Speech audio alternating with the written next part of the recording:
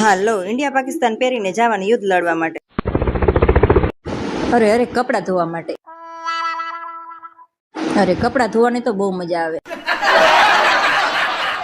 અરે આટલા કપડાં ધોવા એ તો ચૂટકીનું કામ છે. જો ફટાફટ ધોકા મારીને આપણે ધોઈ નાખીએ કપડાં. એટલી વારમાં તો હંસ રમીને આવ્યો ઘરે. મમ્મી ચાલ બડે પગ ધોઈ દે. કપડાં ધોઈને સૂકવી નાખ્યા. બાપરે ગરમી કેટલી, પણ તો રસોડામાં તો જવું જ પડશે. ટીકડી પીવી ગમે પણ બોટલ પીવી જરાય ગમે નહીં.